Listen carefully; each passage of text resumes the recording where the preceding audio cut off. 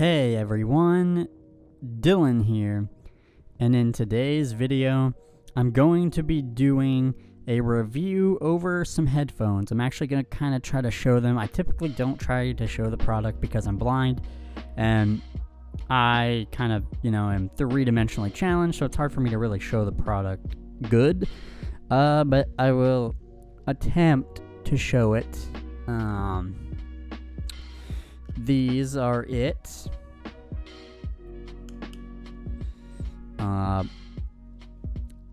Hopefully you can see them.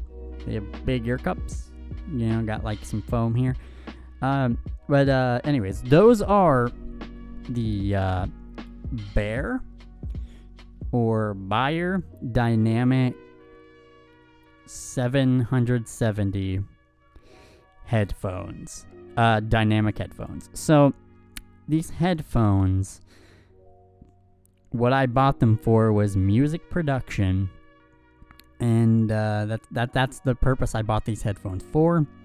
But I'm just gonna at first go over the ohms thing about these headphones. I got the 80 ohms version, and there's 32 ohms, 80 ohms, and 250 ohms. I did a ton of research trying to figure out what this was, what the differences were, and it's just basically how much power the headphones require. So a 32 ohms will basically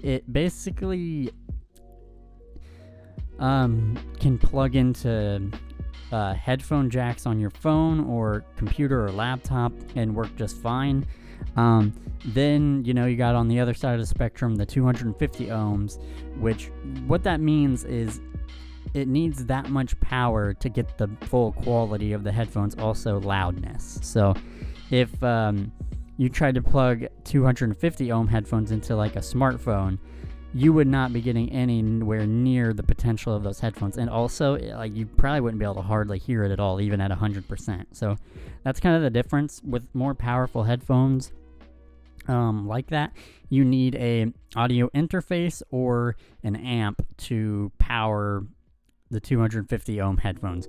Like I said, the 32 ohm ones will work in just anything, and then the 250 ohms, you really need something to really power them. So my audio interface is a Focusrite Scarlett 2i2, and from what I read, its max ohm output is 200, but you could push it to 250.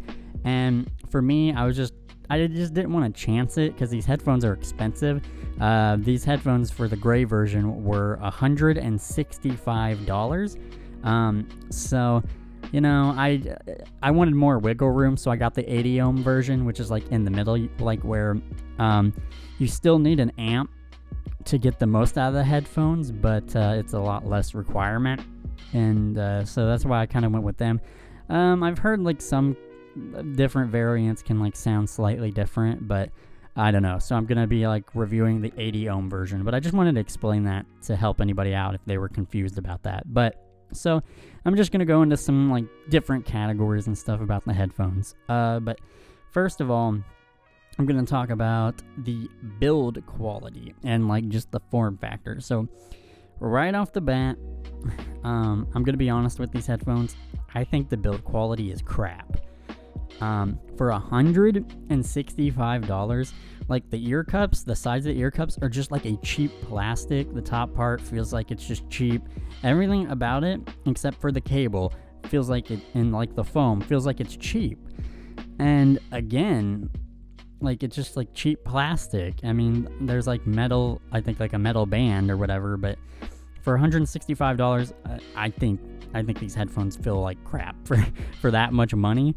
So that's just one thing. The cable itself, it has a non-detachable 10-foot cable, and the tip is a 3.5 millimeter headphone jack, and it does come with a 1/4 inch jack that is actually on the thing already. It's like a screw on, so you just screw that off if you wanted to use the 3.5 size. But so there is that. Again, the cord is not detachable.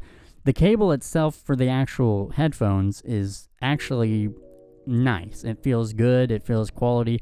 Should last. I mean, depending on what you're using these headphones for, as long as you take care of them, I don't feel like the detachable cable will be the biggest deal. That might be a deal breaker for some people, because if it ever goes out, you might want to be able to replace it with a removable cable. Unfortunately, that's just not what it has, but that'll be kind of up to you whether that's a deal breaker or not. I mean, I think as long as you take care of them, these headphones should last a long time.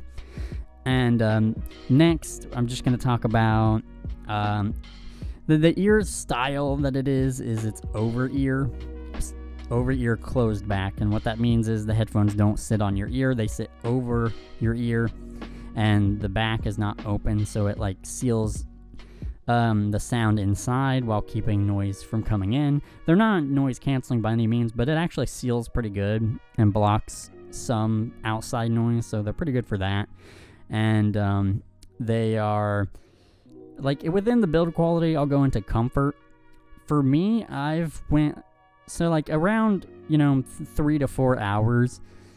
It like is pretty like fine. Like what I mean is like ear fatigue, any fatigue. I typically don't feel any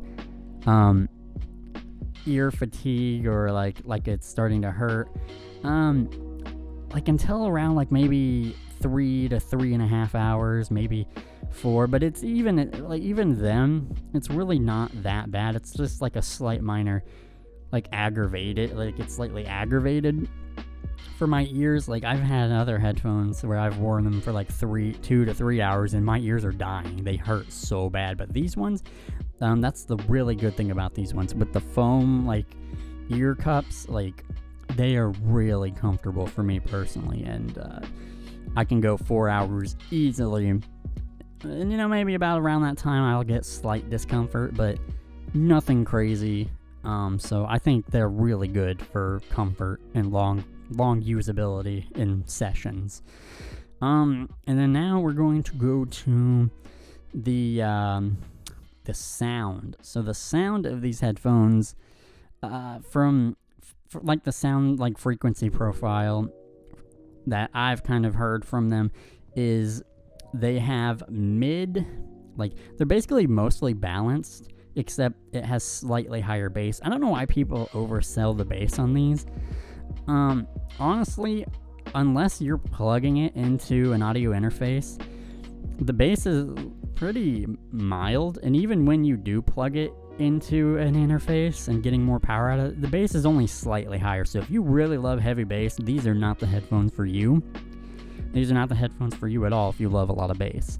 And so yeah, but like with the sound, like the frequencies, it's like when you do have it plugged into an amp or an interface, you have slightly high, like raised bass.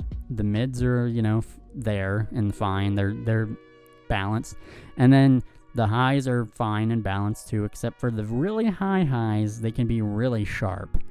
But I have heard that after the headphones wear in a bit, that like kind of dulls out and stops being so harsh after a while. So that's something that probably will help. But it's really only with the high highs where it's sharp. So it kind of just depends. But overall, if they like just like even out over time, then overall the headphone is basically balanced with slightly raised bass. And that's the best way to explain like the sound, like in that way. And then also, as far as how things are, when you hear, it's more like three-dimensional. Like the instruments and stuff that you hear are more spread out, and I personally don't like that when I'm listening to music. I like the sound to be closer to me, and also more the sounds to be more together and not split up. Like it's great for music production, but as a listening experience, I don't like it. But that's me personally. So like I just don't like that it has a more like spreading everything out kind of sound. So depending on if what you like, you may dislike that or you may like that. So like that's kind of mostly it. I honestly got these headphones for music production, and so I'll say definitely that, yeah, they're good for that. They are definitely great. They're comfortable. They will not hurt your ears after a long time of mixing and, doing music production. So for that purpose, they are great. They serve my purpose really good. The build quality is kind of sucky for how pricey these are. And I guess I didn't test this, but they'd probably be good for video game, like for gaming. They'd probably be really good headphones for video game, like background and sounds and stuff. I don't know. I think it'd be good for that too, and then music production. I do not recommend these headphones for listening to music. Maybe you could try out the 32 ohms one, and maybe that'll work better in your smartphone, but between these having a long 10-foot cable, you're not going to want to deal with that in your smartphone if you do put headphones there anyways. But secondly, I tested it in my phone and in my audio interface. And my phone is an LG G8, which has a hi-fi quad headphone jack, which basically is a more powerful headphone jack that's meant to deal with more powerful headphones. So me having a better headphone jack than most people probably will, I didn't get really hardly any bass. I had to plug it into my audio interface to even get this raised bass that it supposedly has, and even then it was just kind of alright. So I definitely don't think you should get these headphones for music listening. Look elsewhere. You could probably find something cheaper. Get some nice Bluetooth headphones with no cable. I definitely think these are just for music production and maybe gaming. So that's kind of like I said. It comes in two colors: gray, which is the $165 version, I believe, and then there's a black version that's I think an extra $15. So I was like, I'm good. I'm blind anyway, so I don't care about the color. But that's kind of been my review of the Beyer Dynamics 770s 80 ohms headphones. I believe it's from a German company or whatever. So that's that. You can if you want to pick up these headphones, despite what I've kind of said, they are on Amazon, and like I said, they're good for music production and maybe video gaming, but not to listen to music. I think you should look elsewhere. But hopefully that's good with you guys. If you like this video, please like it and subscribe and all that good stuff. And yeah, that's been it for this review. Thank you guys for watching, and thank you guys for listening. I will see you in the next video.